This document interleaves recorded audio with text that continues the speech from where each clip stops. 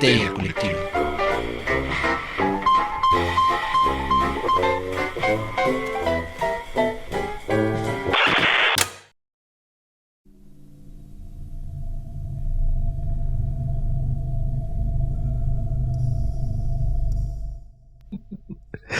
Esto es Histeria Colectiva, el programa donde Fernando Santamaría, Ricardo Medina y el Dr. Braham se sientan alrededor del círculo de invocación para abrir la caja de Pandora y volarse la tapa de los sesos platicando sobre ficción, magia, ocultismo, casos supernaturales, literatura y todo lo que tenga que ver con la cultura del horror. Buenos días, buenas tardes, buenas noches, donde sea que se encuentren, a la hora que se encuentren escuchando esto. Muchas gracias por dejarnos llevar todo el terror a sus oídos. Perdón por ese ASMR no consensuado, pero ya estás aquí. Yo soy Fernando Santamaría y les doy la bienvenida al piso 666 de Evil Inc., mejor conocido como Corporación Malito. Y quiero darles la bienvenida a esta mesa reñoña al hombre, el mito, la leyenda, Chuntar Melquisedec. Doctor, ¿cómo está? Hola, ¿qué tal? ¿Cómo están? Feliz aquí de acompañarlos. Como pueden ver, bueno, los que están conectados a través del YouTube, estoy en una habitación nueva probando configuraciones dispositivas y el Feng Shui del área para ver si ahora es mejor el efecto audio. Producción te lo agradece, y cuando el departamento de producción soy solo yo te lo agradezco. Entonces eso va a facilitar la chamba. Ya nos dirán en este programa. Y en este momento se manifiestan las gafas con la montura más Miyazaki de la ciudad. Ricardo Medina. Ricardo, ¿cómo estás? ¿Dijiste mi nombre? Creo que dijiste mi nombre. Hola. Sí, dije Ricardo. ¿Cómo están? Espero que estén muy bien. Gracias por sintonizarnos de nuevo en este su programa favorito de radio, o radio moderna al menos. Y pues estoy bien emocionado. Dijo radio. Estoy emocionado por el tema de hoy porque pues es de esas cosas, güey, que de las que sabes, pero realmente no sabes si no te has metido de lleno al tema, o que puedes leer o ver en el cine o la televisión, pero tal vez no entiendes como el trasfondo, ¿no? O qué es lo que realmente quiere decir el autor, o simplemente es como de, pues uno más. Entonces, emocionado por aprender algo nuevo hoy también. Excelente, siempre se está aprendiendo. Y en el círculo de invocación, venido desde las tierras ibéricas, aquí en el centro de Evil Inc., se encuentra Francisco de León. Paco, ¿cómo estás? ¿Qué tal, Fernando, Gerardo, Ricardo? Un gusto estar con ustedes. No, hombre, el gusto es nuestro, y la verdad es que ahora le tumbaste a Ricardo su título de la barba más tupida de la Ciudad de México. Sí. Entonces, la barba más tupida de aquel lado y de este lado del continente se encuentra con nosotros, y no podremos estar más contentos, sobre todo por el tema que vamos a platicar hoy. Así es. Doctor, ¿qué hay en la caja de Pandora? Hoy la caja de Pandora se abre y en medio del frío del Ártico surge Víctor Frankenstein huyendo de su criatura. De su moderno Prometeo. Frankenstein o el moderno Prometeo. Paco sí es doctor. Quiero que recalquemos eso, porque el buen doctor Braham, su doctorado se lo otorgó la Universidad de Miskatonic en ocultismo, que también está muy chido. Pero aquí el buen Paco... Y que de envidia. Bueno, en realidad me salía una caja de cereal, pero sí. Con una placa luminiscente. En los tulips. Pero aquí el buen Paco, y lo mencionó, o sea, tiene una trayectoria enorme, vasta, en cine, en filosofía, en enseñanza, y sobre todo, a ti te encanta Frankenstein, Paco. Así es. De hecho, fue mi tema de maestría, ¿no? Trabajé en la maestría con Frankenstein. Y vaya que sí, indudablemente es la novela que más me ha apasionado en la vida. No, y a quién no, porque además, o sea, creo que hay novelas que te llegan o te tienen que llegar en un momento preciso, o relatos, pienso como en los de Hermann Hesse, como en El Lobo Estepario, en Demian, que si lo lees a cierta edad, si lo lees a muy corta edad, como que no hace sentido. Exacto. Si lo lees muy grande, ya es como, pues está padre, ¿no? Pero está bonito, mira. Pero si lo lees a cierta edad, pues hace el efecto que se espera. Y creo que eso pasa con Frankenstein. A mí me llegó en la edad precisa, considero. O sea, me lo hicieron leer en la preparatoria y no podía hacerme más sentido que en otra época de la vida. Claro. Y me gustaría que tú partieras plaza justo por eso, hablándonos de ¿qué cangrejos es Frankenstein? ¿Qué cangrejos es el moderno Prometeo? ¿Por dónde empezamos? Pues vaya, es una historia larga, ¿no? Porque finalmente Mary Shelley va a concebir como probablemente ya muchos de aquí sepan, ya es hasta un cliché hablar de Villa Diodati, sí. ¿no? Sí, un poquito. Pues vaya, la novela fue concebida a partir de una apuesta, ¿no? Que hacen Mary Shelley, Lord Byron, John William Polidori, y la involucra. Bueno, también estaba esta Clara, ¿no? Que era la prima de Mary Shelley.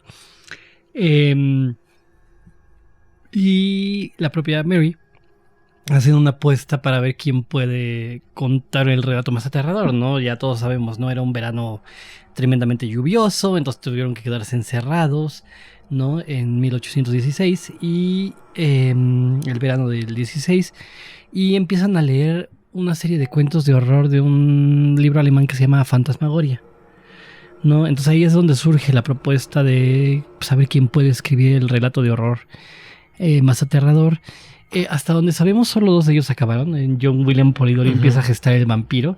Recordemos que John William Polidori era el médico de cabecera de Lord Byron, ¿no? Entonces, pues Lord Ruthven tenía mucho que ver con Byron, ¿no? Era una especie de homenaje y reclamo, no dicho. Y Mary Shelley, que escribe Frankenstein, aunque también se cree que Percy debe haber escrito también su poema Prometeo desencadenado, ¿no? Porque es un texto muy importante. La novela es publicada por primera vez en 1818, aunque comúnmente nosotros leemos las traducciones o las ediciones de la versión de 1831. Porque ella decía que era una versión más madura de la novela. Yo sigo prefiriendo la original. Hay que tomar en cuenta que Mary Shelley tenía 19 años cuando escribe esto. Entonces, esa víscera que se deja ver en la primera versión es una maravilla. La crítica trata muy bien a la novela, pero incluso muchos creen que la tratan bastante bien porque creían que la había escrito Percy. ¿Y se publica con el nombre de Shelley en un primer momento? Anónima. No, ¿verdad? Se publica de manera anónima. Y todos la empiezan a vincular a Shelley. Y todos la empiezan a vincular a Percy, ¿no? Entonces, a Percy, que además yo nunca he sabido cómo se pronuncia su segundo nombre, ¿no? Bish. Porque además, Bichet, porque además creo que es escocés, ¿no? Entonces habría que preguntarles a ellos cuál es la pronunciación adecuada del nombre del buen Percy. Pero, por ejemplo, sí estamos seguros, ¿no? Las críticas todavía son conseguibles de 1818. Y, por ejemplo, Walter Scott sí pensaba que era de Percy. La novela, ¿no? La verdad perdón que lo diga así, pero Percy no tenía ese talento para la prosa. No. Para nada. O sea, es indudable que es de Mary. Porque además uno ve la consistencia en la forma de escritura de Mary, ¿no? El eterno Adán y otros relatos que llegó a escribir ya en las postrimerías de su existencia dan prueba de que era una prosista mejor que cualquiera de ellos. No, vaya, que John William Polidori era fácil, ¿no? Porque no era médico, ¿no? Exactamente, era médico. Incluso su tesis es difícil, que se consigue todavía en Editorial Ciruela, si la memoria no me falla. ¿Tesis de Polidori? La tesis de Polidori. ¡Órale! Que es muy interesante porque es sobre el sonambulismo. ¡Órale! Qué bueno, habría que destacar eso, ¿no? Digo, a lo mejor lo habría escrito un poco con las patas, porque no era escritor, pero toda la parte médica fue lo que le permitió fundamentar como los grandes mitos del vampiro a través de su conocimiento y de lo que se había asociado al vampirismo hasta esa época, ¿no? Entonces, y que sobreviven a la fecha, ¿no? Cinematográficamente el vampiro se parece más al de Polidori que al de Stoker, por ejemplo. Y el de Stoker abreva mucho del de Polidori, ¿no? Exactamente. Entonces, sí, exactamente. Claro. Entonces, pero habría que decir, y ustedes cuando quieran cállenme, porque si no hago un monólogo pavoroso. Pero habría que decir, obviamente, que si quieren ya en un nuevo momento podemos hablar de todos los referentes que tomó Mary Shelley para escribir la novela, ¿no? O sea, que son bastantes. Son muchos. Iremos avanzando en eso. Doctor Frankenstein, ¿cuándo lo leyó? ¿Cómo llegó? Uy, bueno, la primera vez que lo leí en una versión ilustrada.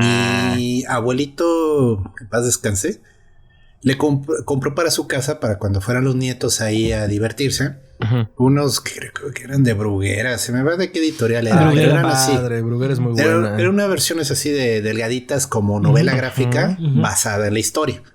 Pero estaban muy fieles, o sea, sí llama la atención porque no se tomaban las licencias así de... Y de repente brincó el doctor y comenzó a pelear. No, o sea, es la historia como es, sin tapujos.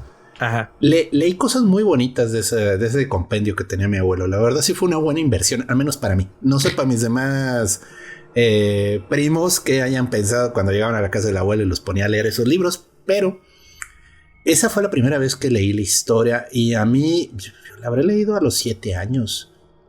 Wow. A mí lo que me dejó ciscado, o sea, cuando la leí, era ese Doctor Frankenstein huyendo de su destino. O sea, toda la historia es increíble, ¿no? O sea, es muy interesante, pero esa escena de Frankenstein en el Polo Norte, huyendo de este hijo aberrante que tuvo y no puede, o sea... Lo más inhóspito además del planeta, sí, ¿no? Sí, pues digo, solo el Polo Sur es peor, pero vaya. En ese momento la expedición estaba en el Polo Norte y ahí lo encontraron, ¿no? O sea, a mí lo que me impresiona es eso, o sea, alguien que estaba huyendo de sí, huyendo de su muerte en muchos sentidos, ¿no? Ajá. Y pues se fue. O sea, así el final, toda la historia, a mí me dejó muy ciscado, o sea, porque sí tenía ese aire de inevitabilidad, así como del hombre que cava su propia tumba, ¿no? Del que su propio destino lo persigue. Profecía de autocumplimiento incluso, ¿no? Es que voy a ser desdichado. Pues sí, porque no hiciste lo que te tocaba en primer lugar además, ¿no? Que de eso también va mucho el móvil del monstruo, ¿no? Sí, pero cabe señalar en ese sentido que es un destino romántico, ¿no? Y moderno en ese sentido, ¿no? Porque de repente se nos olvida que el romanticismo tiene que ver con la modernidad. Entonces ni siquiera es que el destino sea inevitable, sino que él está tomando decisiones que lo llevan a la inevitabilidad de su destino. Eso entenderíamos por destino romántico. Exactamente. Eso, la inevitabilidad, ok. Pero la inevitabilidad de acuerdo a las decisiones que tomó. Porque no es como en el mundo griego, ¿no? Que pues, inevitablemente pasa. Bueno, como es popular en el mundo griego, ¿no? Porque también ya muchos autores, y yo lo comparto, tienen sus dudas acerca de que los griegos creyeran en un destino inevitable. Uh-huh. Pero en el caso de los románticos sí estamos seguros, ¿no? Que más bien era, no es que esté escrito que así va a ser, ¿no? Sino que estoy tomando decisiones que me llevan a completar ese destino. Sí, claro. Sí, y con los griegos el tema mucho era el hibris, la arrogancia. Sí, o sea, en el momento en el que el hombre se consideraba superior en algo a lo divino, caía el castigo, ¿no? De alguna forma, Edipo, la calamidad. Pero pues también aquí hay una especie, bueno, de nuevo, aquí estamos compartiendo ideas cada uno, ¿no? Pero yo siento que sí hay una especie de fábula en el sentido de que hay una moraleja, o sea, no acaba así como las de Sopo, y la moraleja es... No, pero sí hay una moraleja, o sea, de cómo en esta arrogancia de la ciencia trata de romper pues no se diga reglas o tabúes, no era ese el tema, trata de ver más allá. Pues la esencia de la vida, ¿no? Y lo que ve lo aterra a tal nivel que vive huyendo de lo que vio, ¿no? O sea, ese es el punto, ¿no? No es que, niños, no hagan ciencia, es mala para ustedes, sino hay una especie como de hay que estar preparados para lo que traes, ¿no? O sea, porque puedes crear monstruos. Sí, hay una frase que me gusta mucho, Goya, que creo que es de un anarquista, que dice: el sueño de la razón crea monstruos, o algo así dice. Goya. Es Goya, Es justamente. Goya. Sí, el sueño de la razón crea monstruos. Es un poquito, ¿no? Sí, y Vicente Guillarte agregaba en su obra sobre Frankenstein, ¿no? El sueño de la razón crea monstruos y cada quien es responsable de los suyos. Qué bueno que mencionas a Vicente porque, a ver, primero en la parte, digo, ahorita que el buen Vortex nos escupa Ricardo, pero mientras compartiré mi experiencia en cuanto a Frankenstein. Yo mencionaba que llegó un momento preciso porque en la adolescencia, y que adolescente no se siente así, pues te sientes perdido, no sabes cuál es tu lugar en el mundo, y que visto a través de los ojos de la criatura, pues es eso, ¿no? ¿Por qué decía hace rato que también era autocumplimiento? ¿Por qué lo decimos así? Si tú no has leído Frankenstein o no has abordado la obra de ninguna de sus formas, pues en realidad en principio lo que le demanda a la criatura es como: tú no me reconociste, pues ni siquiera como tu par, porque no soy tu par. Tú no me reconociste como tu creación, como tu hijo. Uh-huh. Y en el momento en el que tú huyes de mí, pues yo decido, o más bien, yo me arrojo solo al mundo intentando entender mi posición y luego me doy cuenta que todos se alejan, ¿no? Uh-huh. Entonces yo si voy a ser detestado por la humanidad, yo también voy a detestar a la humanidad. Claro. Y le ofrece un pacto, ¿no? Después de una tragedia. Diría que es spoiler, pero pues la novela tiene más de 200 años, entonces sí, ya, creo caray. Que tenemos cierta libertad. Alturas del partido hablamos de spoiler, estamos perdidos. Y la verdad es que pues más bien para que se te antoje más, si no lo has leído, pues genera una venganza del monstruo, ¿no? Mata al hermano menor de Víctor Frankenstein. Al pequeño William. Y está movido por eso y le ofrece un pacto, ¿no? Le dice: a ver, podemos detener todo esto, podemos detener el odio que yo te tengo y que tú me tienes a mí, si creas a alguien para mí, alguien que en mi igualdad de condiciones, pues pueda convivir, ¿no? Y pueda sentir los afectos de una mujer que se vea como yo, que es más también su reclamo, ¿no? Y que eso es bien importante, ¿no? Muchos olvidan que hay una parte muy política en Shelley, ¿no? Vaya, el romanticismo es bastante comunista, ¿no? Insisto, a mí por eso me da coraje cuando... Me molesta mucho, ¿no? Cuando se habla del romanticismo como si fuera Mijares o Ricardo Arjona o cosas por el estilo, porque no tiene nada que ver con el romanticismo. Y de hecho, ojo, yo defiendo que no tiene nada que ver con esto que se habla, que se ataca y con justa razón, evidentemente, como amor romántico desde el feminismo y todo esto, ¿no? Creo que finalmente estas ideas vienen de un desconocimiento de lo que era el movimiento romántico, y en particular en Alemania e Inglaterra, ¿no? Bueno, o las Islas Británicas.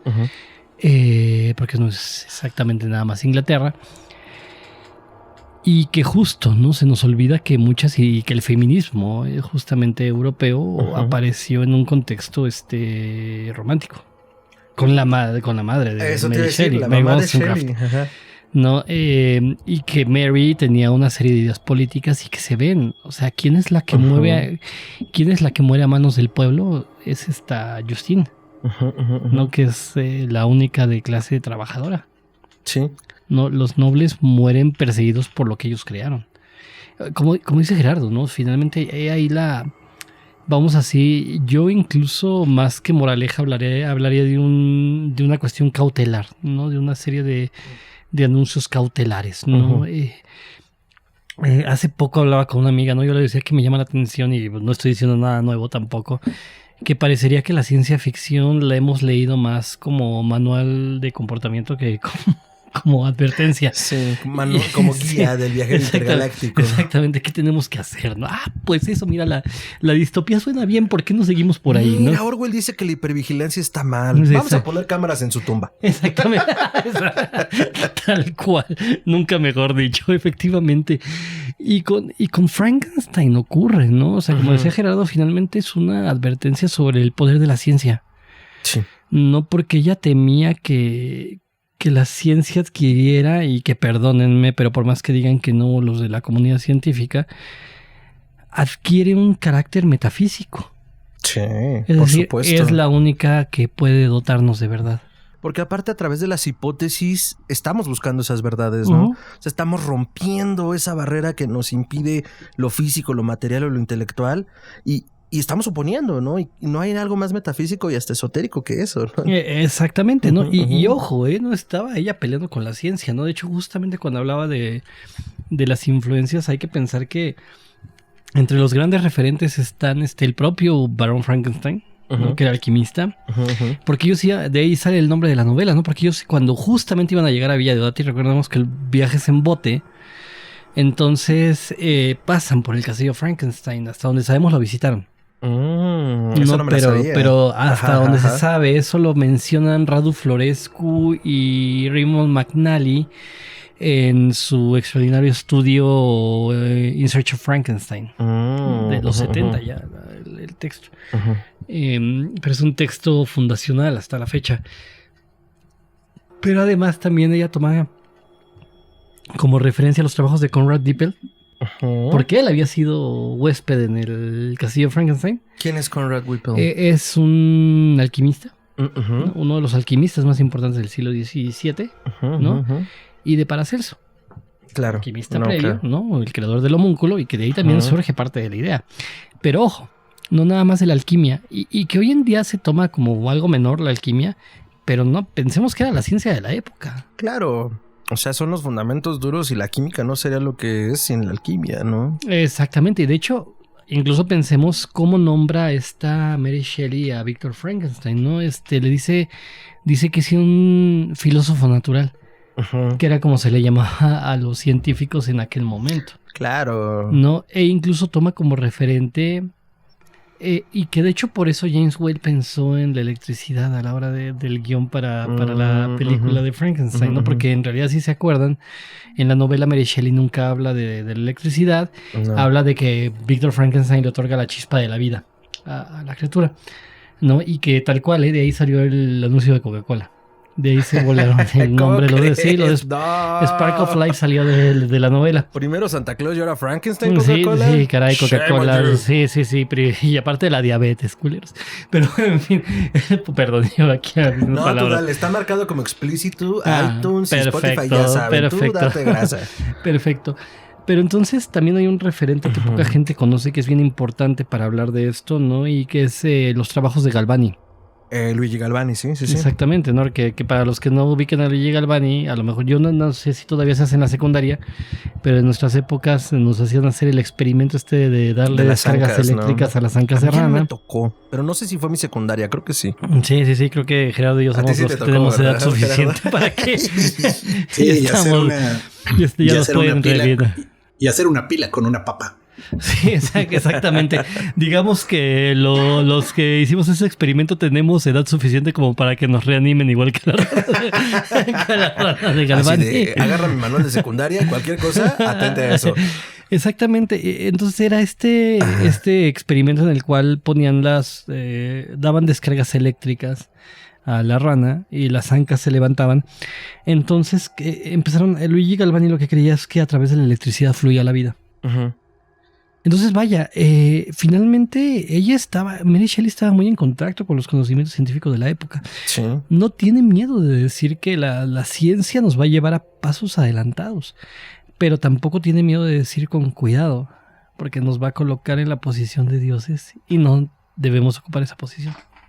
Shelley se adelantó unos 200 años a nuestro coetáneo aquí de los doctores, el doctor Ian Malcolm en Jurassic Park, que la ciencia estaba muy ocupada preguntándose si podía en vez de preguntarse si debía, ¿no? Entonces era un poco referencia pop, amigo, Centennial, para pues lo que mencionaba, ¿no? Porque además creo que también era un momento en el cual un preámbulo al principios del siglo XX donde se creía que ya todo se había descubierto, ¿no? Sí. Entonces, por un lado estaba Shelley, bueno, en una época en donde existencialmente se había vivido más bien, en términos económicos se había vivido una segunda revolución industrial y entonces existencialmente era como también de la humanidad, ¿no? Bueno, al menos del proletariado en general.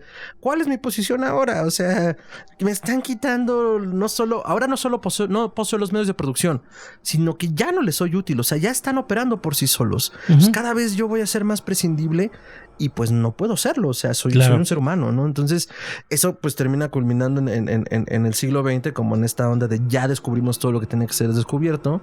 Y bueno, eso trae otros problemas. Pero creo que Shelley también refleja eso, como decías, la crítica social derivada de quién era su padre también, quién era su madre.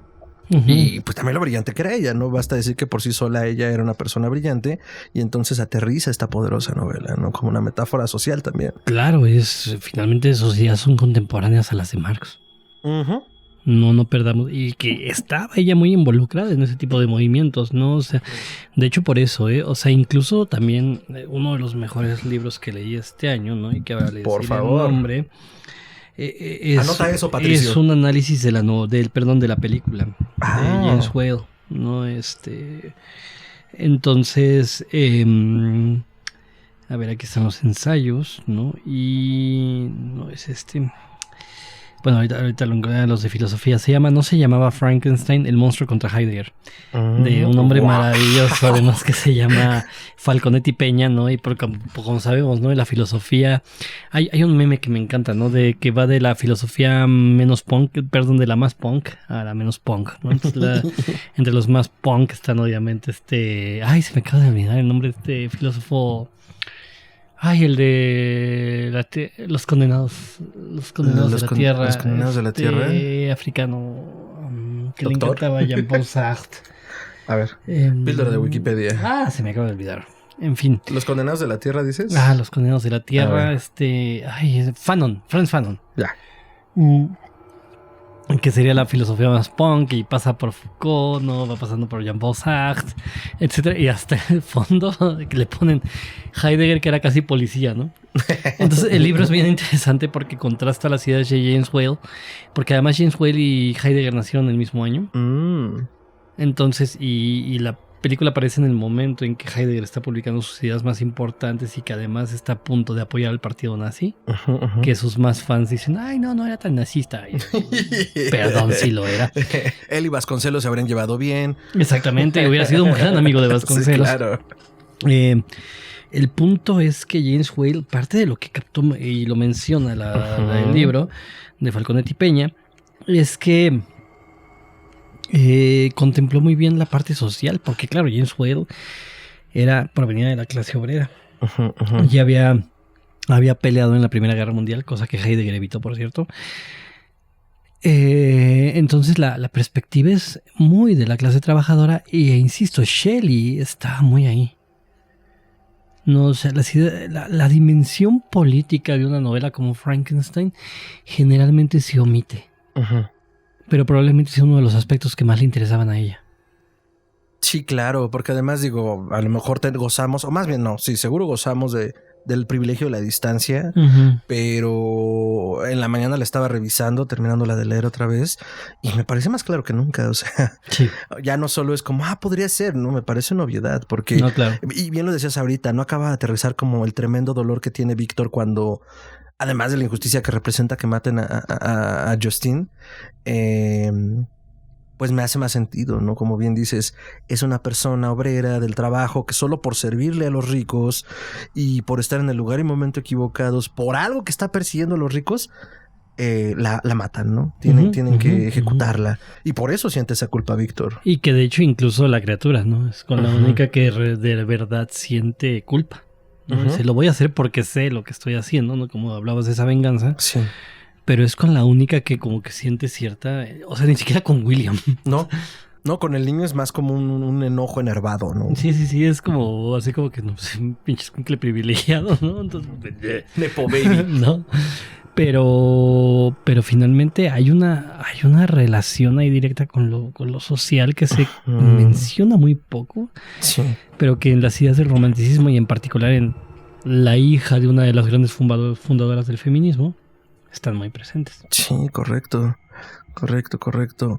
A mí me parece interesante porque no recordaba, digo, haciendo algunas notas de cosillas que se me pasó ahorita de mencionar, que así como Bram Stoker lo hace epistolar con Drácula, en realidad es chistoso porque la narración también es epistolar en un principio, porque lo que a veces no notamos como en estos diferentes niveles de narración es el capitán del barco contándole en carta a la hermana Robert Walton, a la hermana lo que le está contando Víctor Frankenstein, que lo encontraban en la zona más inhóspita del planeta, ¿no? Entonces, en primera instancia fue como, mira, qué padre, qué bonito estilo, porque la verdad yo no recordaba.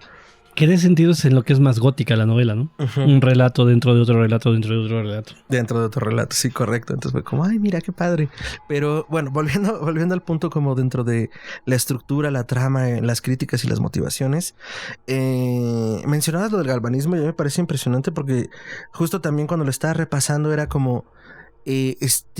déjame concluir el relato para que sepas por qué no te puedo revelar el secreto de la vida, ¿no? Y la verdad es que esta licencia, como un poco por la época y un poco por lo efectista que luego se hizo en pantalla, pues creo que era bastante obvio que la electricidad podía dar como esa idea, ¿no? También por lo que nos mencionabas. Ahora, digo, estamos hablando que su primera adaptación fílmica se da pues como a aproximadamente 100 años de su publicación, ¿no? Sí, poco menos.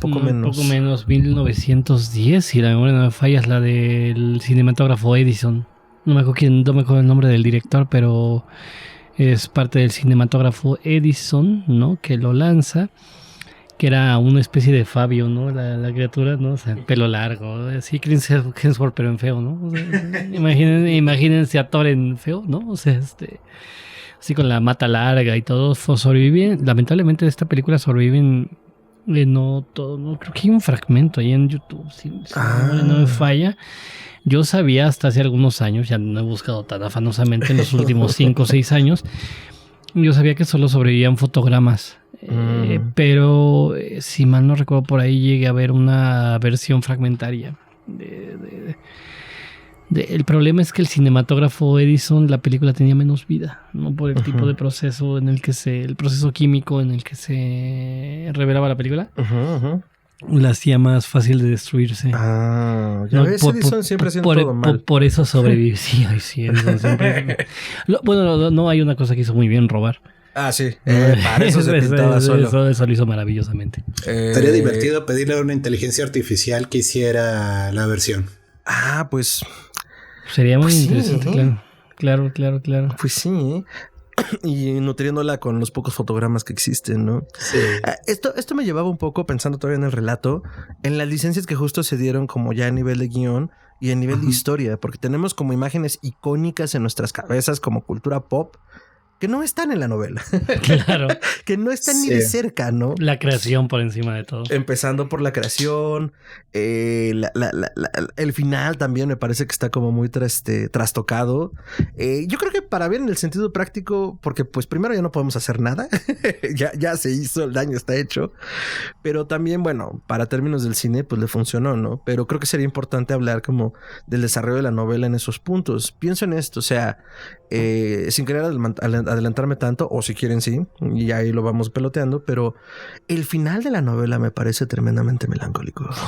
Es durísimo. O sea, más allá de, sí, mueren en un molino quemado por el pueblo, no. Es totalmente lo opuesto, ¿no? No, pero volvemos al punto, no hay una razón de ser para que James Whale haya escogido, creo que también es política, por cierto. Pero ciertamente, ¿no? Hay algo en el final de la novela que además anuncia en este estilo tan romántico, justamente crearé mi pira funeraria. Me perderé por ahí en el vacío del polo.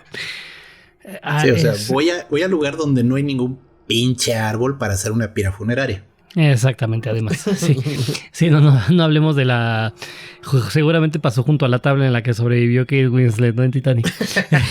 Sí, o sea, es como decir, estoy en medio del desierto, moriré ahogado, como mis ancestros siempre lo hacían. Claro. Amigo, estás en el desierto, o sea, está difícil. Pero bueno, es muy bonito final, pero... Pues sí, pero mira que, por ejemplo, ahí en lo que podríamos, si nos ponemos muy estrictos, comúnmente las grandes embarcaciones llevaban leña para las situaciones pero de emergencia.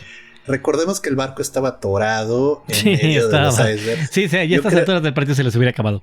Yo creo que hasta las ratas ya se habían tragado, o sea, y probablemente hasta lo último pedazo de madera ya lo estaban quemando, o sea, ya hasta se estaban echando los cinturones, yo creo. Rico, rabia. Rabia. Digo, igual y me adelanté mucho, o sea, no pasa nada, si quieren regresemos, pero lo decía porque como en esta búsqueda también de que justo era todo lo que criticaba Shelley a través de su novela y fue todo lo que hicieron al revés en términos efectistas, pues era como, no, a ver, o sea, la criatura sí, o sea, es difícil de ver, es repulsiva, pero en realidad solo estamos proyectando lo que nosotros somos, ¿no?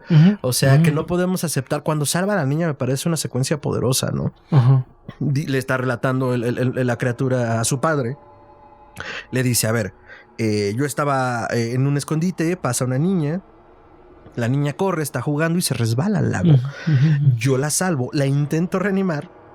Y lo primero que recibo son una serie de escopetazos de su guardián. Claro. Que me dejan, y es muy explícito, ¿no? Me dejan laceraciones de músculo y huesos. Entonces acabo de salvar una vida y mi recompensa es esta. Claro. Y entonces dice, no, a ver, o sea, yo tengo una guerra jurada y declarada contra lo humano, ¿no? Entonces, ahí me parece también como una cosa de... Y mencionaba que para mí la adolescencia era un momento como muy crucial en el que uno puede leer la novela, porque cuando uno adolece, pues es el rompimiento con los padres. Para mí fue ahí, de hecho. Pues ahí estamos. Chócalas. Chócalas, Paco. Sí, en mi caso, la novela que leí de adolescente que me reventó fue El extraño de Lovecraft. Claro. Que también tiene ese momento de desprendimiento y de descubrimiento personal que dices, ay, no sé si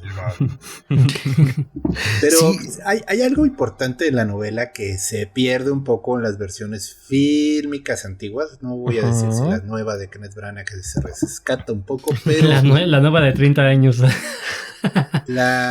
Sí, bueno. ¿Cuál de 30 años? La de era Robert De Niro, ¿no? Era Robert De Niro la que tú era. Sí, bueno, esa escena y las anguilas eléctricas todavía me causan... Ay, la tengo por favor. Pero bueno, no, es que es 1000 veces más elegante los relámpagos en la torre. Perdón, siempre me va a gustar eso en la versión viejita, ¿no?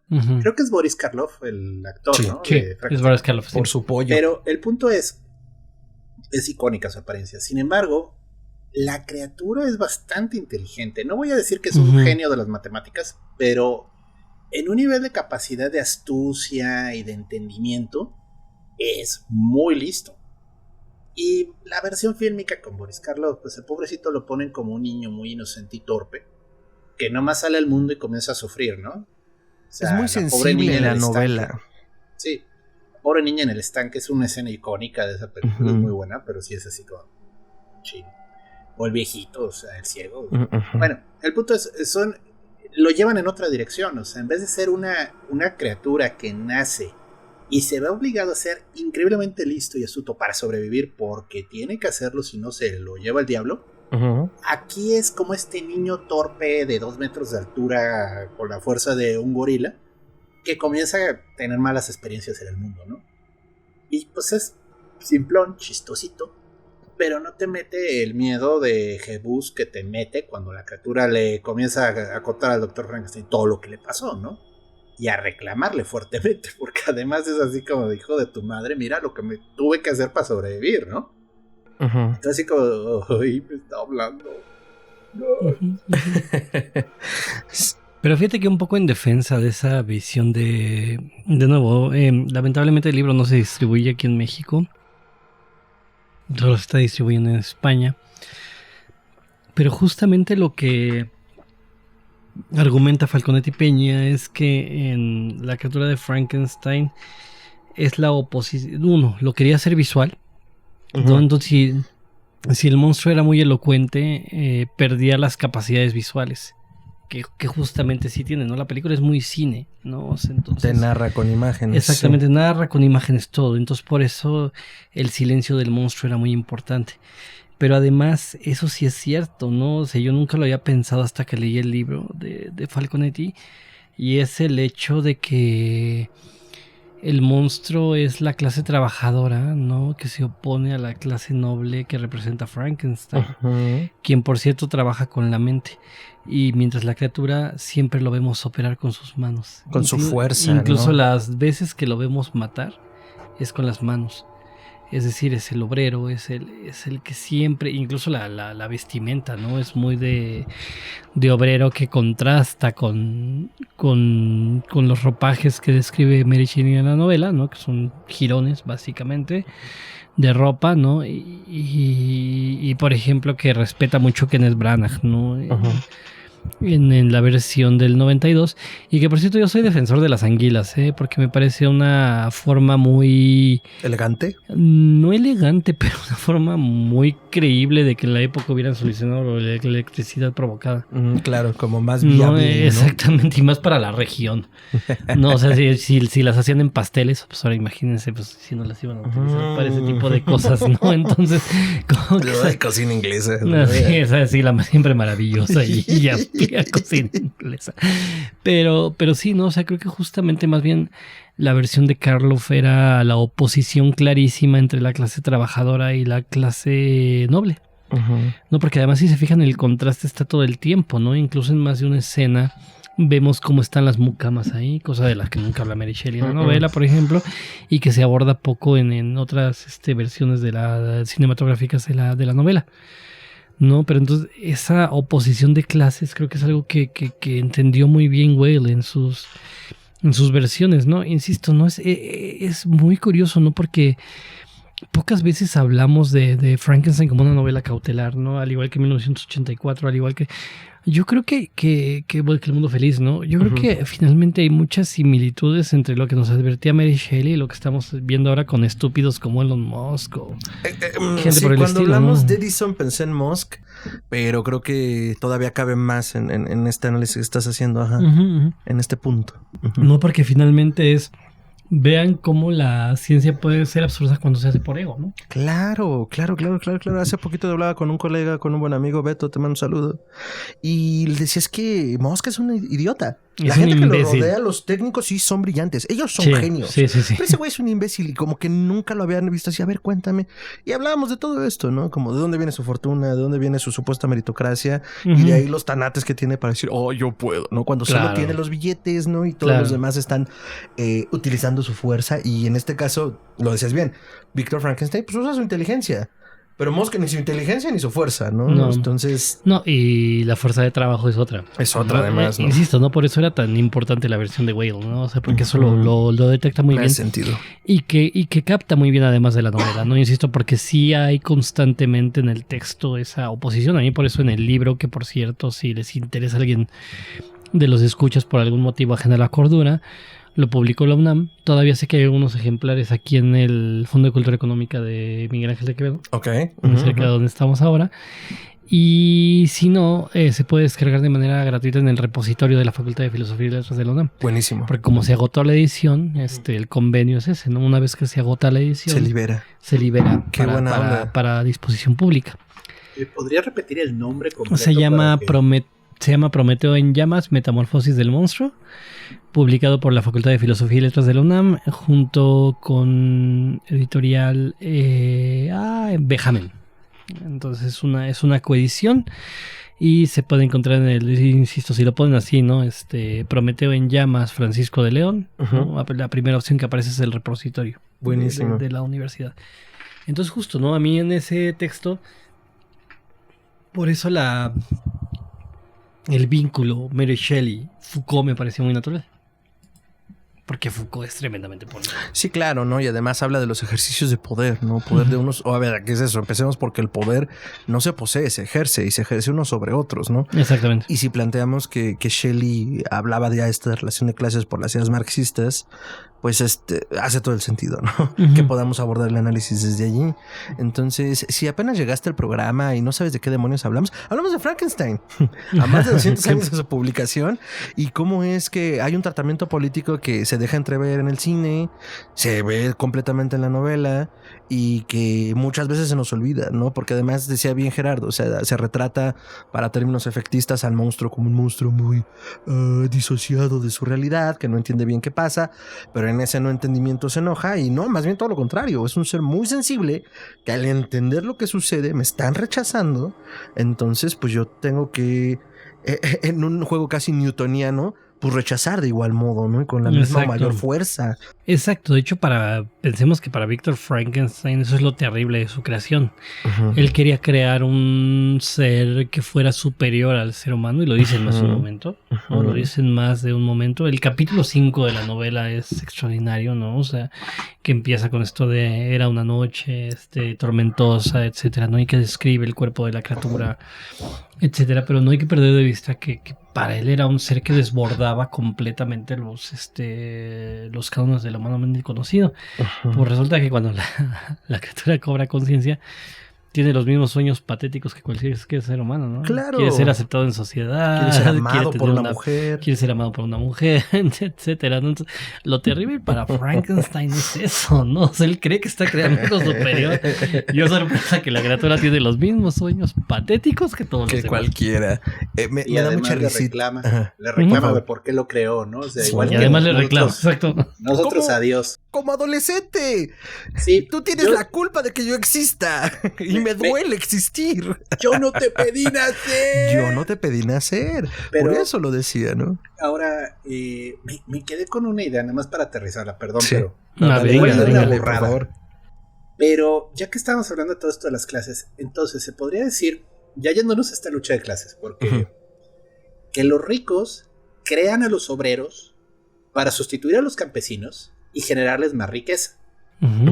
Pero el monstruo que crean con la clase obrera es un monstruo que no pueden controlar y se aterran porque se dan cuenta que esta criatura les va a reclamar 1000 veces más que el campesino. Doctor. En cierta medida sí, ¿no? Mira, hasta Ricardo puso cara así de wow. ¿A qué llegué? Ya nos escupió el Vortex, bendito Dios. ¿En qué momento decidí encender la cámara? Dijo. Sí, justo, ¿no? Creo que hay matices por ahí, ¿no? O sea, pero sí, justamente, ¿no? Los nobles de la época no vieron lo que representaba generar la clase obrera, pero los obreros sí vieron lo que representaba, ¿no? O sea, porque como decía hace un momento, bueno, ya hace un rato Fernando, ¿no? O sea, piensen que el obrero lo único que hizo fue darse cuenta de que en el momento en que se convierte en obrero, pierde el control de los medios de producción. No, ahora ya no estamos en control de los medios de producción y lo que era de la naturaleza, que estaba integrado a mi cotidianidad, ¿no? Que yo utilizaba Y que incluso yo ahí rescataría hasta la importancia del ritual y un montón de cosas, ¿no? Porque Claro. había un respeto a la naturaleza, cosa que hoy no tenemos con Pero este cero. capitalismo exacerbado, etcétera. No, una vez que se conciben como esa criatura de la modernidad, no ven que es inllevable la relación, ¿no? Porque finalmente, o vemos más bien que es inllevable la relación porque nosotros somos los que nos llevamos, la clase trabajadora es la que se lleva la joda, ¿no? Pero nunca ve el beneficio de la misma, ¿no? Efectivamente, la criatura también nunca está viendo el beneficio de su creación, ¿no? Insisto, ¿no? O sea, Mary Shelley está ya a medio camino no por nada la novela empieza con un epígrafe de Milton, ¿no? Del paraíso perdido, ¿no? Que es cuando Adán le reclama a Dios, ¿por qué me creaste? ¿Por qué me sacaste del barro? ¿No? Si yo no era, ¿no? Y ahora soy, ¿no? Ahora soy, hay ese carácter metafísico, pero como bien dices, ¿no, Gerardo? O sea, hay un carácter en el cual también quien empieza a generar la noción de propiedad privada, ¿no? Porque de hecho es una de las cosas con las que la derecha quiere asustar a mucha gente, ¿no? Es que los comunistas vienen por tus cosas. No te vamos a quitar tu película, Fernando, ¿no? O sea, lo que importa es que justamente los medios de producción estén en manos de quienes lo trabajan, ¿no? Y creo que eso sí lo veía muy claramente, ¿no? Y sí, el monstruo finalmente es una forma de rebelión, ¿no? En ese sentido, ¿no? Sí. Está interesante el planteamiento, ¿eh? Habría que desarrollarlo más, pero está muy interesante. Sí, no es que nos pregunte yo, no, pues que conteste el doctor. A ver, ¿yo qué? Yo soy un pobre productor que le gusta el horror. No, está muy interesante. Él está en control de los medios de producción. Es mi podcast, amigos. Es mío, de mi propiedad. No les había dicho, pero viva Magón. Ajá. Algo muy curioso, digo, igual estoy diciendo una burrada, pero acordándome de Hollywood en esa época. No fue un poquito antes de toda esta persecución loca que hicieron de los comunistas en Hollywood, sí, precisamente, que le costó a un montón de artistas ya no poder actuar nunca porque el FBI los declaró personas no gratas. No vayamos más lejos, acabó con la carrera de James Whale. O sea, él seguía vivo en los 50, ¿no? Chaplin no volvió a pisar Estados Unidos. Exacto, Chaplin no volvió a pisar. Exactamente, ¿no? Entonces, sí hay una reflexión ahí intensa, ¿no? Porque luego ya llegó este miedo comunista por parte de los norteamericanos y es como un preludio, ¿no? De esta cacería de brujas que ocurre ahí en la película Blanco y Negro, a lo que les ocurrió unos añitos después.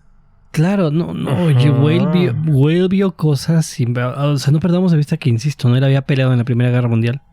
De hecho, hay esta novela y esta adaptación cinematográfica de la novela Gods and Monsters, que yo recomiendo mucho. La película se llama Gods and Monsters, la novela se llama El padre de Frankenstein, de Christopher Ram, por que favor. en castellano publicó Anagrama. Anagrama fue quien publicó esta novela del padre de Frankenstein. Es cara entonces. Ya no tanto, Ay, bendito no sea. Se la encuentra como en 100 pesos cuando tienes suerte de encontrarla.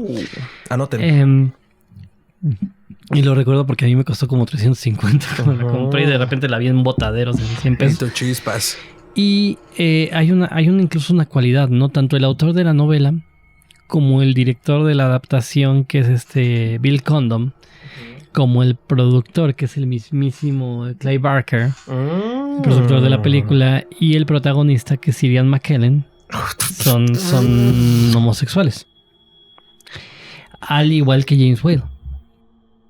No, entonces Whale, por eso Christopher Ram, tanto en la novela, y es uno de los elementos que toma Condon para su adaptación cinematográfica, se sabe que perdió un amante durante la Primera Guerra Mundial. Entonces él veía muy claramente la película es del 31, la Segunda Guerra Mundial va a empezar en el 39, pero el nazismo se va a levantar en el 33. Entonces sí, o sea, totalmente, como dice Gerardo, ¿no? O sea, Whale estaba anticipando ahí. Eran sus lecturas y dijo, aquí las pongo, ¿no? Exactamente. De hecho, por eso, bendito Marx, ¿no? O sea, es tan importante, ¿no? Tenemos que entender las condiciones históricas, ¿no? Oye, pensé, incluso no me voy a ir más lejos, ¿no? Y parece que el ejemplo no tiene nada que ver, pero es bien importante, ¿no? Entenderlo así. Harvey Weinstein, ¿no? Que todo el mundo habla de él y cómo pasamos por alto, y el Hollywood de hoy en día. No, perdón, la cuestión es que siempre ha sido así, ¿no? O sea, amo a los hermanos Marx, Pero ojo, no leer las cartas de Groucho sobre hablando de mujeres, ¿no? Porque son aterradoras, de verdad. O sea, habla de un Hollywood ultra machista, ¿no? Sí, perdido en un montón de condiciones. Anticomunista, ¿no? Que además Whale supo reconocer, ¿no? Y se aísla completamente de Hollywood. Pensemos en Donald Trumbo, ¿no? Que incluso tuvo que firmar Spartacus bajo seudónimo, ¿no? Para poder cobrar el cheque por la escritura del guión, ¿no? Que terminaría dirigiendo Kubrick. Sí, acabó con muchas carreras, ¿no? Y sí, totalmente, ¿no? Él veía el levantamiento del fascismo. Pero ojo, no lo veía nada más en el levantamiento del fascismo en Alemania, ¿no? O sea, en todas partes. En todas, y principalmente en Estados Unidos. Sí, claro. Con todo ese poder es fácil y pues ahí está, ¿no? O sea, eso es un tema de actualidad además. Y lo que nos falta. Y lo que viene, cosas porque tristemente ese monstruo no acabó de morirse. Está vivísimo. Es más, o sea, más bien solo fue como el preámbulo, volvemos al punto de lo que se viene, porque se envalentonó y, mira, sí, aquí estoy y ya vi que sí puedo salir y asomar la pinche cara. Exactamente, los aretes están ahí abiertamente. Antes de seguir con esta excelente diatriba y tangente preciosa, le damos la bienvenida del Vortex a la barba preciosa. Ricardo, nos quedaste de ver y nos vas a responder en este momento cómo llegó Frankenstein a tu vida. Híjole, pues me caga empezar mis secciones con un híjole, ¿no? ¡Hijo, mano! ¡Hijo! Saludos a Beisha, por cierto, hijo. Vamos a cambiar eso próximamente, pero a ver, Frankenstein. La neta es que yo siendo el hombre más joven de esta mesa virtual, tengo que admitir que pues sí llegó a mí a través de la cultura popular, güey, de ya más que el libro o la novela o la historia, el elemento dentro de nuevas historias como parte de la cultura pop. Es decir, cuando reviven a algo con un rayo o con electricidad y dicen ¡está vivo! Como en Shrek 2, ¿no? Uy, qué fino. Gracias. Ajá. Dices como, ok, ¿eso de dónde? Es que es de Frankenstein. Ok, ya lo empiezas a ubicar así. Cuando eres niño, pues los disfraces que había al menos en mis tempranas épocas eran, pues te vestías de la momia, del vampiro o de Frankenstein. Y como vivimos en una sociedad que nos divide mucho por género, pues las niñas de brujas, ¿no? Entonces, estás aventando todas las referencias pop y me encanta. Vivimos en una sociedad. Vivimos en una sociedad. Ajá. Entonces yo así lo empecé a conocer. Luego ya me enteré de que era una novela, ves ya un poco más la historia de qué fue lo que pasó. Y ya muchísimo después, y me refiero a hace un par de años que estoy trabajando ahora en esto con ustedes, me entero que se llama El Moderno Prometeo y que va mucho más allá de nada más el monstruo de Universal. No es nada más el mono que unieron por partes y revivieron, sino que va un poquito más allá. Por eso me emocionaba estar aquí hasta que el Vortex me tuvo que jalar. Pero estoy escuchando y pues da para mucho, da mucha carnita para hacer tacos. Entonces yo sí tengo, no sé si ya lo hayan abordado y si sí, no hay necesidad de repetirlo mucho. Ya luego escucharé yo el programa como todos los que están escuchando ahorita, pero ¿cómo pasa de esta novela clásica? Como cualquiera, ¿no? Igual Pinocho, igual toda La Sirenita y todas esas. Pero ¿cómo pasa de ser una novela de ficción, de horror clásica a ser parte de este universo cinematográfico llamado Los Monstruos Clásicos de Universal? Porque fue él, no sé si fue el primero, la verdad, pero luego vino su Drácula y luego vino la novia de Frankenstein porque había que conseguirle una novia y el monstruo de la Laguna Negra.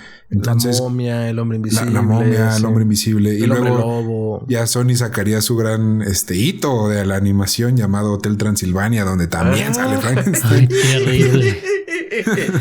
La domesticación del monstruo completamente. Pero al extremo. Ya vieron lo que cómo va a tratar la más nueva, Dios. Ahora se hacen humanos, ¿no? Creo. Sí, y ahora los humanos se hacen monstruos. Vas a exprimirlo. Justo llegaste un poco a ese punto. Creo que no hemos tocado como, o si tenemos la historia, no sé si existe la anécdota de cómo llega Frankenstein a Hollywood, pero andábamos hablando de esta parte, ¿no? Más bien de sus efectos y sus críticas. Pero digo, ahora sabemos que a la gran maquinaria, no solo hollywoodense, sino de streaming, que es una cosa que se cuece aparte, es todo un tema llegar con una idea que se piche y que de hecho entre. Pero Frankenstein, ¿cómo se abren las puertas? Había versiones teatrales. De hecho, el guión de la película se basa en una versión teatral que era muy popular para la época. Incluso Mary Shelley va a la primera versión teatral. Sí, Mary Shelley asiste en este libro maravilloso, insisto, de In Search of Frankenstein, que todavía se puede encontrar de repente en esa compañía pavorosa de la que no hablo porque me caen mal. Ah, ok. Tú puedes decirlo bien. Dirigido por otro supervillano. Sí, exactamente, el supervillano más popular. Ya sé quién. Sí. En el supervillano de estos días, insisto, no lo menciono, pero porque me cae gordo, no porque caiga la censura. Entonces, en este libro, The In Search of Frankenstein, de Ralph Flores Quinn y Raymond T. McNally, se menciona, ¿no? Que ella incluso incluye en el cartel. No, o sea, porque es el cartel de la primera adaptación cinematográfica, teatral.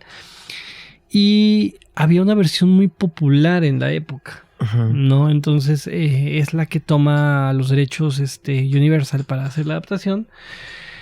Contratan a Whale como director y mentí hace un segundo, ¿no? No es la primera es Drácula.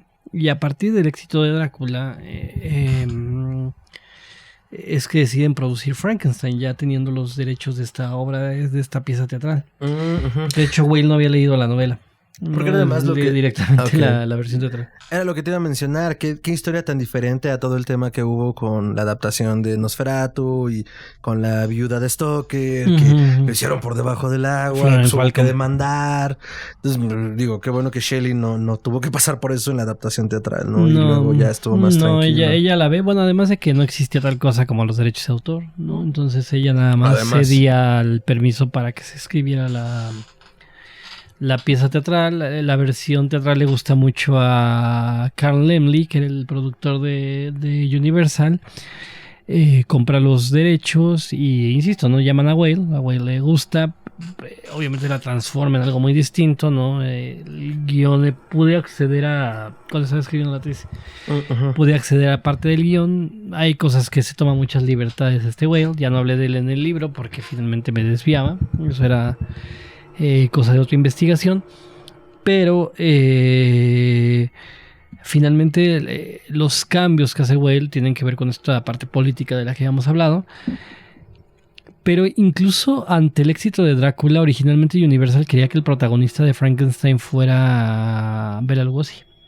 No, pero el maquillaje diseñado por el siempre maravilloso Jack Pierce, que es el maquillista legendario de todas de este ciclo de monstruos de Universal, pues le quedaba muy mal, ¿no? Y si tienen dudas de que le quedaba muy mal, vean Frankenstein contra el hombre lobo, porque ahí por fin Bela Lugosi fue la criatura de Frankenstein. Y perdón, pero el pobrecito parecía Sharpay, ¿no? Tenía que así como de perrito Sharpay. ¿El de Lon Chaney en El Hombre Lobo también lo hace él? Sí. Es que por eso parece Sharpay el Hombre Lobo. Sí. Entonces, pero era mucho por las facciones de Lugosi, ¿no? O sea, como que pues sí. Lo que pasa es que Jack Pierce era maravilloso, pero trabajaba pensando en un diseño, ¿no? O sea, él tenía el diseño así como que ya en la mente, y sobre todo de acuerdo a las indicaciones de Whale, ¿no? O sea, porque Whale aporta lo de los electrodos en el cuello. El cuello, ¿no? O sea, le parecía que era... De hecho, la cabeza plana... O sea, pensaron en cosas, ¿eh? O sea, la cabeza plana tiene que ver porque dice, claro, ¿no? O sea, sería más fácil de manipular. Que el cráneo, ¿no? Entonces, exactamente. Oye, entonces no sé si siquiera se abrían cráneos en esa época. Sí, como sí, a lo mejor sí, ya se abrían. Ya se abrían, pero incluso ahí está la política de clases, ¿no? O sea, no tomen en cuenta que los cadáveres para construir a la criatura los sacan de las fosas comunes, ¿eh? Ah, sí, claro. Está construido de los cuerpos de los obreros, ¿no? Está construido de... La de Branagh creo que hasta son asesinos, ¿no? Sí, que cuelgan. Exactamente. Me hizo pensar mucho en La Mano de Gloria cuando... Está viendo de dónde sacar el cadáver. Fue como, cabrón, pues este güey va a ser un cuerpo de gloria. Ajá. Exactamente, ¿no? Entonces, perdón, Gerardo. ¿Qué pasó? No, perdón, bueno, aquí sí perdónenme, pero me estoy acordando mucho de la versión cómica musical de Mel Brooks. Cómo no, el joven Frankenstein, qué maravillosa. Que precisamente hacen todo el chiste de que manda a Igor a buscar un cerebro normal, ¿no? Y todo el chiste era Anormal Brain y Igor Abnormal. Y le un cerebro anormal. Sí, pero además que él cree que se llama Abnormal. ¿No? Abnormal, sí. Es el cerebro de un Abraham, ¿no? Que de cariño les dicen Avi, ¿no? Entonces es Abnormal. Esos magníficos chistes tan sutiles que en inglés hacen sentido. Me encanta. Vean más Mel Brooks, amigos. Esa película es una joya. Es brillante. O sea, de nuevo, toma todos los tropos del cine. No se molesta tanto en ver la novela, seguro. Pero muy buenos chistes. O sea, la verdad sí me divertí mucho. Muy buenas actuaciones de todos ahí. Y capta perfectamente bien la esencia de la novela, Yendo un poquito hacia el final del programa, y justo mencionaba un par de cosas hace un rato, como mirando hacia acá. Yo en algún momento en las fabulosas jornadas de horror en la literatura que se hacen en la Feria Internacional del Libro de Minería, que hasta donde sé este año van a volver presenciales, lo cual no me podrá emocionar más. Invítanos, Minería. En algún momento le preguntaba al buen Vicente Quirarte, porque hablaban de Frankenstein. Creo que fue justo el año cuando se cumplieron 200 años de la publicación. 2018. Le decía, Vicente, es que o sea, entiendo que el tropo, entiendo que Frankenstein sea como algo atemporal y de lo que debemos de hablar, tan es así que aquí estamos, pero hoy no tenemos un Frankenstein, no tenemos un monstruo, no tenemos algo, o sea, podemos dejar de hablar de Frankenstein y empezar a hablar de otros monstruos. Y tajantemente, y en ese momento voy a ser honesto, no lo entendí, me parecía como una salida fácil, como, pues es que no hay nada. O sea, hay que seguir hablando de él y era como, oye, pues es que hay gente escribiendo, gente haciendo. Pero ahora un poco más viejo y menos estúpido, entiendo que no porque haya algo más, porque seguro hay, debemos dejar de hablar de esto, ¿no? Porque sí. Además, no solo porque sienta las bases, sino porque es una crítica que está vigente, y eso está muy bien y muy mal. Muy bien por la crítica, muy mal porque siga vigente, porque no hemos avanzado mucho en 200 años. Entonces, me voy muy iluminado en ese sentido del programa, porque retomo esto que platicé en 2018 y que no he dejado de masticar, amigos, y que en este momento me hace sentido, y que hoy más que nunca, hoy nosotros hablamos como de todo esto, incluso tú hacías como ciertas obviedades sobre con quiénes hablas, pero el hecho también de que lo arrojemos al mundo y te traigamos a ti y lo discutamos, es porque sabemos que hay alguien de 10, de 12, de 15, de 30, de 40, de 60 que nunca ha tocado Frankenstein. Y venimos a decirle por qué es importante que lo aborde con la película de Branagh, con el libro, con un audiolibro que también se vale. Digo, ahora la vida, para bien y para mal, somos propietarios, no nos da, y a lo mejor tendrás que escuchar los libros porque no te puedes sentar a dedicarle, porque también ahí hay un privilegio de decir, me voy a sentar y voy a leer el libro y le voy a dedicar 3 horas. Pero pues creo que esa es la importancia de tocarlo, ¿no? Sí. Que el discurso está vigente, ¿no? Sí, total. Es un texto relevante a más no poder, del que se habla poco. La verdad es que parecería un cliché, ¿no? O sea, porque tenemos sí, claro. Tal vez es una de las escrituras que más tenemos en el imaginario colectivo. Pero siendo honestos, se habla poco de él. Sí, porque además creemos ya saberlo todo. O sea, en términos generales, ¿no? También de ahí iba mi comentario. Creemos que ya no se debe hablar de él, porque ¿qué más vamos a decir? Pues todo. Vicente Quirarte, de hecho, también tiene una frase que me encanta, y que fue hablando de Frankenstein, ¿no? Él decía que a Frankenstein le pasara como al Quijote, ¿no? Es más célebre que leído. Sí, y que también hay cierta ganancia en eso, ¿no? Pero si es más célebre que leído, aquí venimos a decirte, ahora léelo. Justo como decía Ricardo, y que de hecho ya no te alcancé a preguntar, Rich, ¿en algún momento tuviste la oportunidad de leer la novela después de entrarle de forma periférica? Sí, bueno, la leí, pero como me pasó con mucha de la literatura clásica por obligación en la escuela, es que es de que a huevo tienes que leerla, entonces no la lees porque te obligan a ello.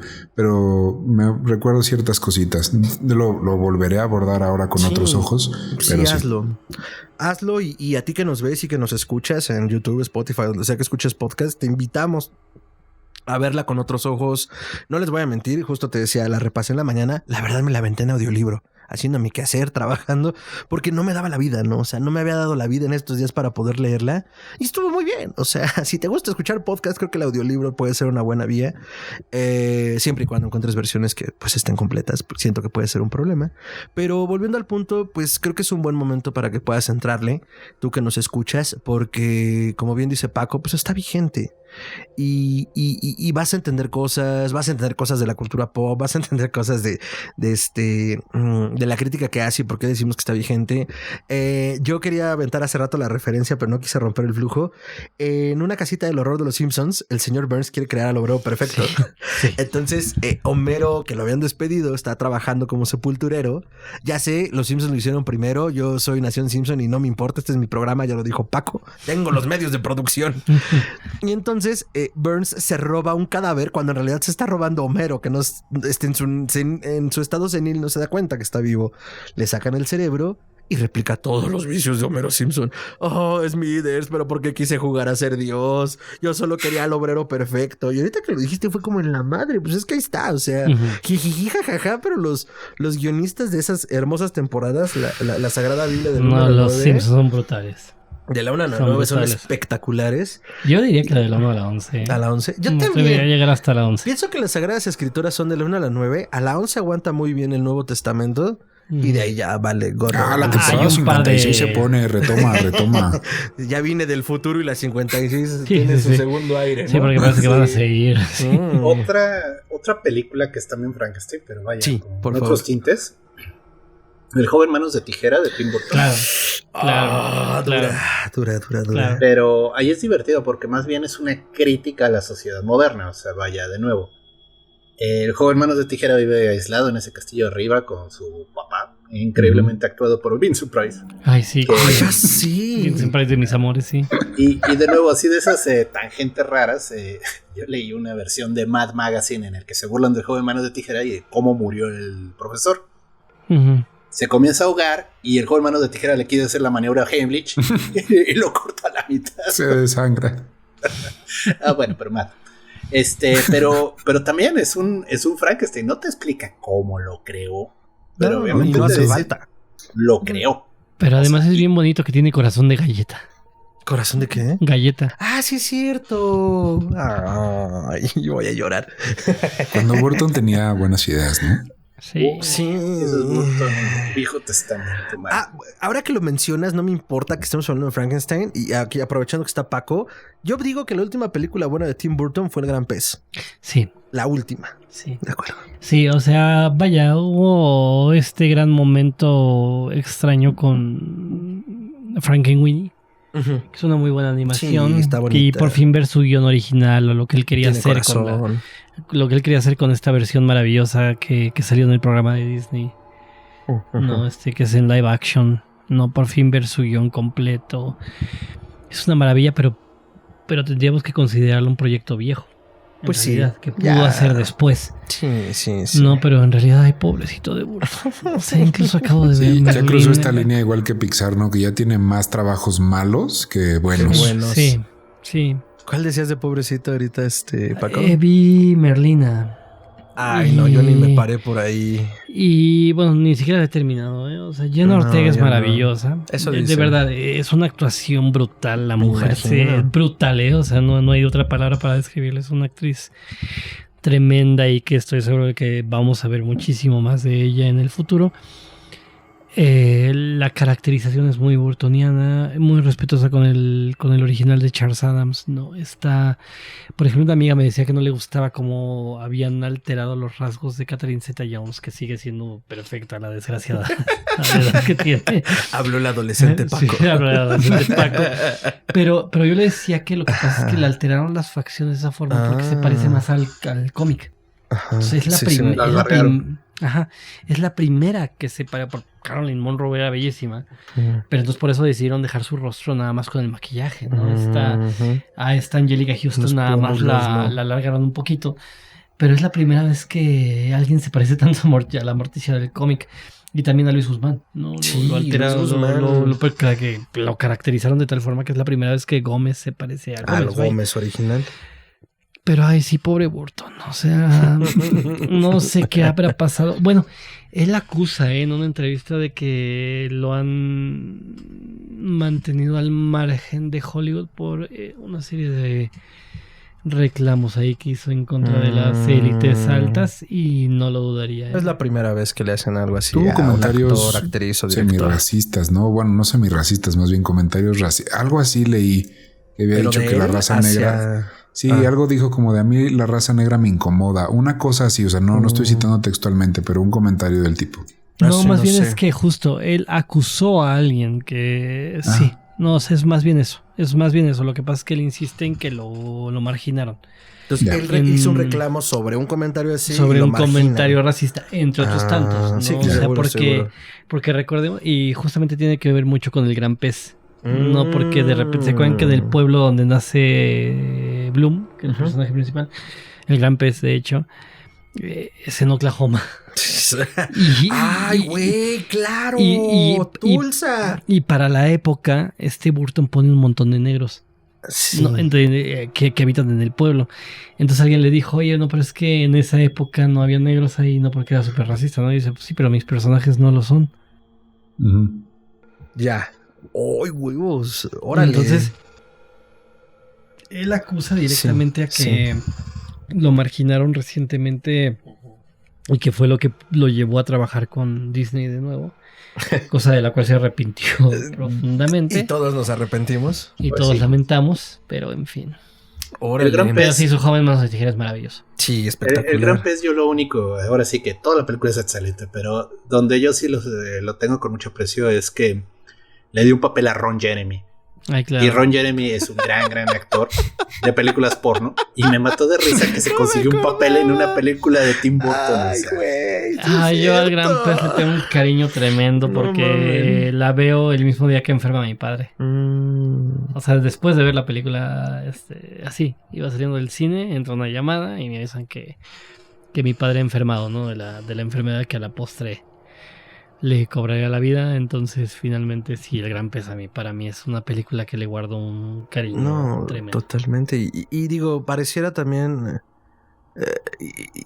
O sea, digo, dentro de la triste coincidencia, y pareciera también que lo saqué un poco de gratis, pero es que Frankenstein habla de paternidades. Sí. Y digo, dije que íbamos al final del programa, pero no nos íbamos a ir sin hablar de esto, porque además creo que sería un buen puente hacia nuestro programa anterior, que fue una reseña. Pinocho es un Frankenstein. Y habla de paternidades. Es uno ¿no? de los grandes referentes, ¿no? O sea, siempre, ¿no? Se pone al Golem, se pone a Pinocho. Hay un libro maravilloso de Roman Gubern, barcelonés, el que se llama Máscaras de la Ficción, también publicado por Anagrama, ahí lo tienes. Y en el momento en el que habla de los seres artificiales, habla tanto de Frankenstein como de Pinocho, justamente. ¿No? O sea, Pinocho como uno de los grandes prototipos del ser artificial, bueno, junto con Robocop y otros tantos. Es una maravilla el libro, ¿no? Que abarque desde el más clásico, que es el Golem, ¿no? A través de la versión de Paul Wegener, ¿no? Este libro extraordinario, de verdad vale mucho la pena. Hay cosas que están muy atrasadas, ¿no? El concepto de la vampiresa pero ojo, o sea, porque muchos la acusaron de ser así medio misógino el libro. No, en realidad lo que está haciendo Gubern es analizar cómo se convirtieron en clichés. Justo eso, ¿no? O sea, lo que está criticando. Porque habla mucho justamente del paso y que esa es la idea base del libro, que habla del paso del prototipo al estereotipo. No, o sea, como algo que era un prototipo se convierte en un estereotipo. Y se vuelve un cliché, ¿no?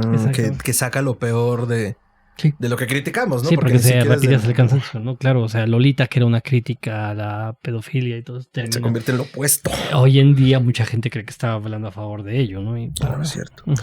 Sí, entonces... Eso pasa por no leer la novela. Exacto, por querer entenderlo a través de memes, amigos. Sí, es lo malo de nuestra cultura contemporánea, ¿no? Que todos lo entendemos a partir de lo que nos platicaron y no del referente original. En un podcast. Pero como a ver, entonces, ahora sí que sin querer presionar esto para que se vaya, ¿qué otras películas creen que, digo, porque sí, ya mencionaste Robocop, obviamente todo lo que tenga que ver con reconstrucción de una persona, pues obviamente se vuelve inmediatamente ecos de Frankenstein, ¿no? Yo me atrevería a decir que todas las películas en las que de algún modo se está hablando de clonación o modificación del ADN para crear una especie superior, a ver, ya hizo referencia a Parque Jurásico, pero vámonos, hasta Blade Runner podría hablarse de inteligencia artificial. Sí, Te pero dije, a mí de Blade Gerardo, Runner te dije. odio esa película. Yo te lo pone triste. Es más buena de lo que creemos, pero es más mala de lo que creemos. ¿Cuál de los 3 finales? O sea, pero no están listos no están listos para esta conversación. No, pero definitivamente acaba en el momento en el que él está. La película acaba en el momento en que él está rogándole al hada azul. Es que ese era el momento. Ese era el momento. ¿Por qué tuviera que hacer eso? Pero bueno. Porque, por ejemplo, nada más rápidamente, ¿no? Sí, por favor. Está en el guión original de Kubrick, la última parte. Y muchos dicen, vean cómo también Kubrick tenía malas ideas. Lo que hizo Spielberg fue... No, perdón. Por mucho que estuviera en el guión de Kubrick, la parte de los extraterrestres al final es mala porque la dirigió Spielberg. Sí, estoy de acuerdo. acuerdo. Es Spielberg hablando de alienígenas, perdón. Exactamente. Pero me acabo de enterar que esto era un guión de Kubrick verde. Yo me imagino que lo de Kubrick lo estaba pensando más en el sentido de lo que pensó en 2001. Que en lo que hace Spielberg. Ahora, Blade Runner, a mí lo que me gusta es que están bien los replicantes que regresan a la Tierra a reclamarle al creador, oye, ¿por qué me pusiste fecha de caducidad, man? Eso es gacho. Pero claro, estas son criaturas más perfectas que el humano, resisten más, aguantan más y totalmente carentes de moralidad, porque eso es lo que saca la onda de la historia, ¿no?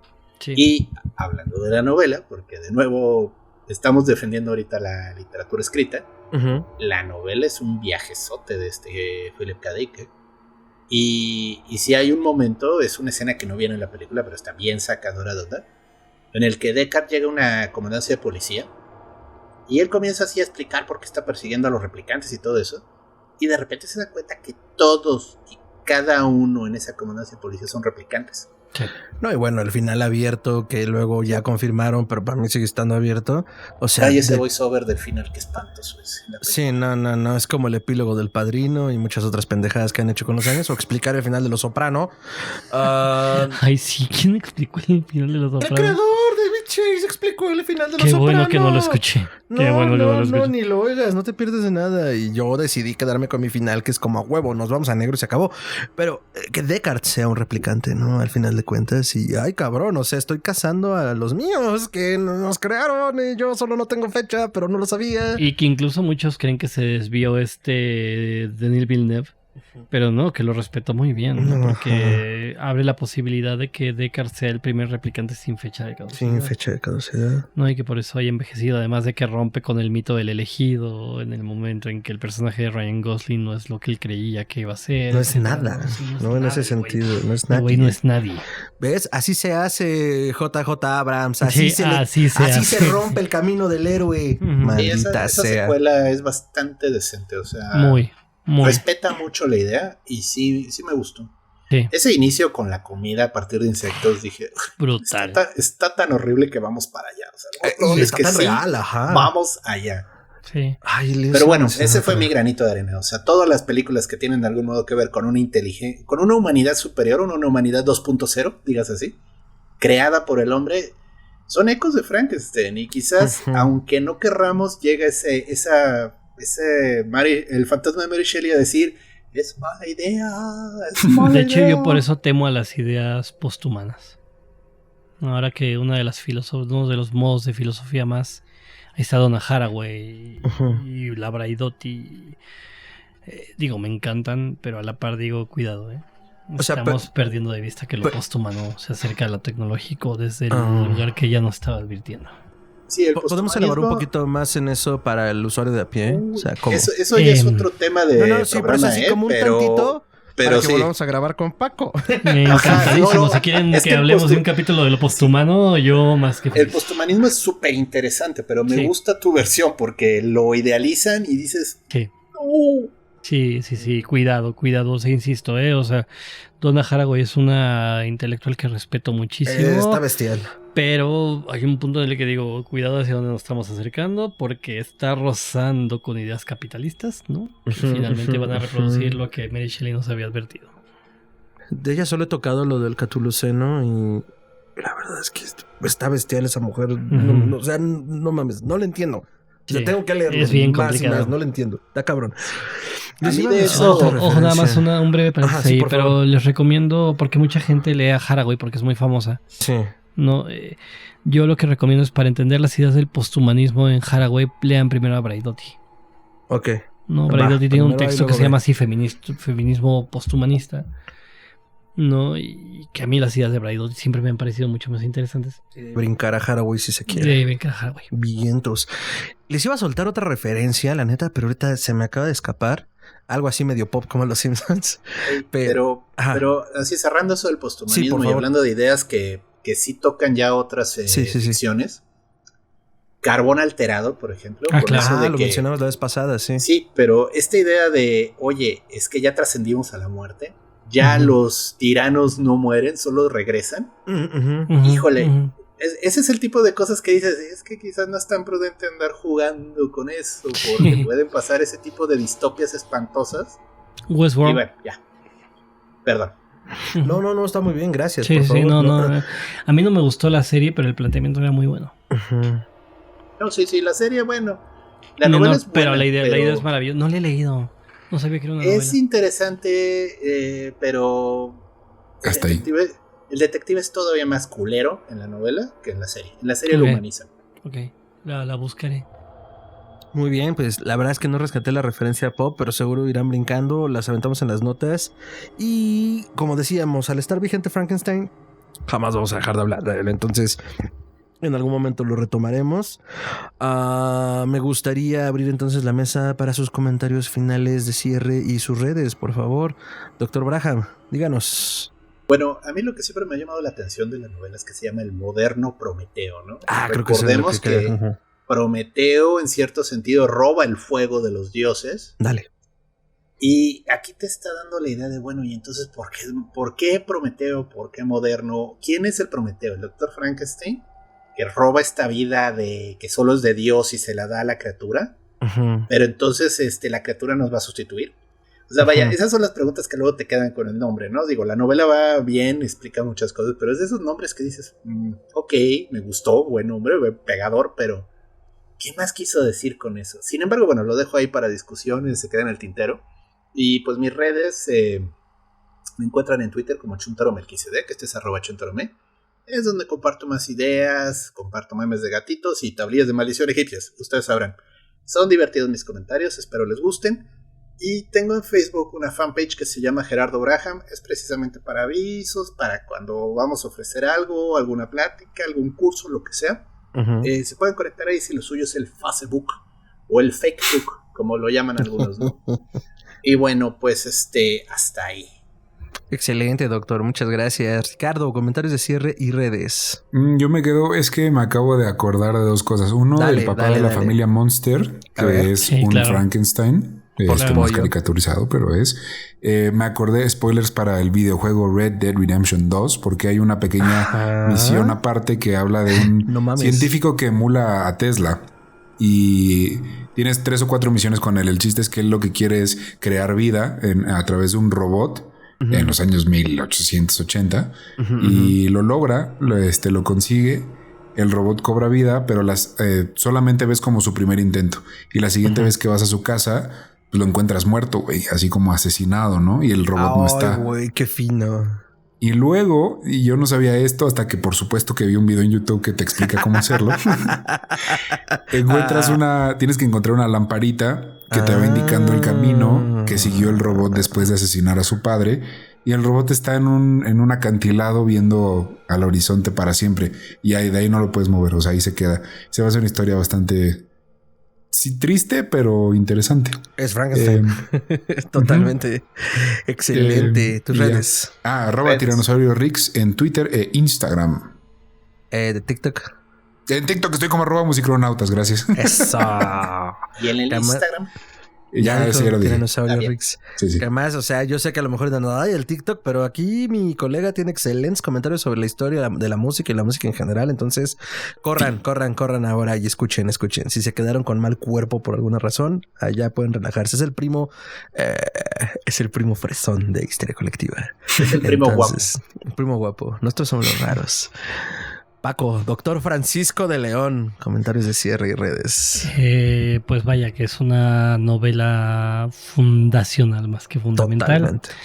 ¿no? Que las variaciones que estamos viendo son no otra cosa, sino la comprensión que tenemos sobre su advertencia, que hay que tomarla muy en cuenta en este momento. Insisto, creo que estamos en el momento en que es urgente pensar en lo que nos estaba diciendo Mary Shelley, ¿no? Y pues eso, acerca de la novela, mis redes, solo tengo una, que es Instagram, es Francisco-D, así como preposición, no nada más la letra, sino preposición de León, ¿no? Esa es la única red social, y me pueden seguir también en Fonokinesis, ¿no? Que es el podcast que comparto con Gerardo del Castillo, a quien le mandamos un saludo ya hasta Barcelona, que ya se nos mudó Barcelona, ¿no?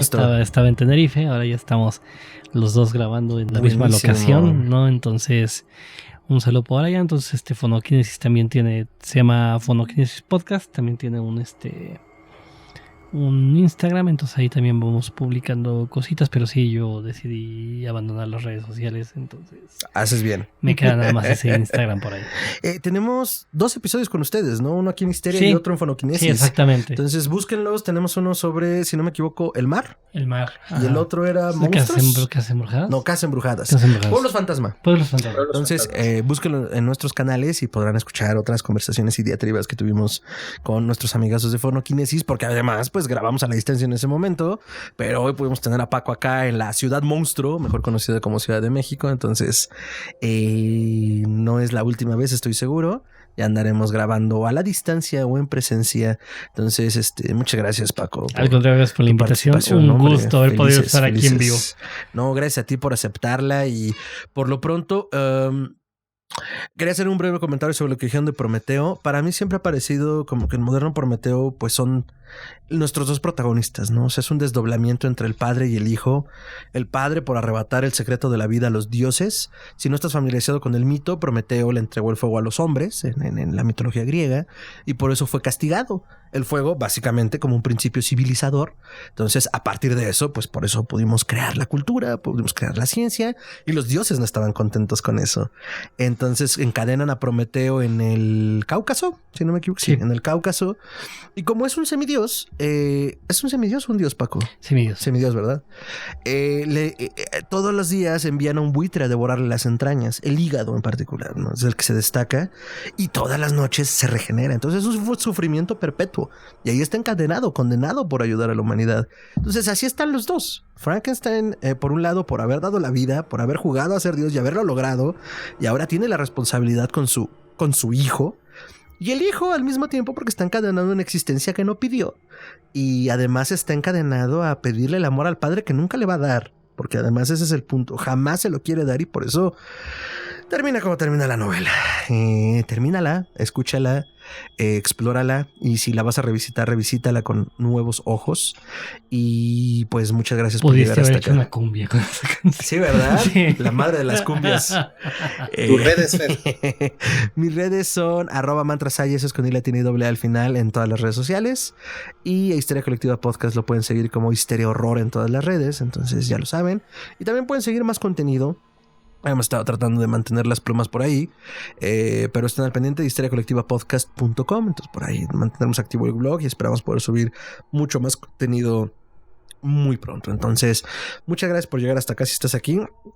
A lo mejor ya lo notaste, a lo mejor no, pero un poco por ser enero y por cumplirse el aniversario justo de la edición de la primera versión de la novela, pues estamos dedicando los programas a lo que orbita a Frankenstein y Mary Shelley. Entonces, ojalá te estén gustando, y pues lo que sea, déjanos en la caja de comentarios, añadiduras y lo que sea que quieras platicarnos. Entonces, pues doctor Ricardo, doctor Francisco de León, muchísimas gracias. Nos vemos en la siguiente emisión. Hasta entonces. Gracias.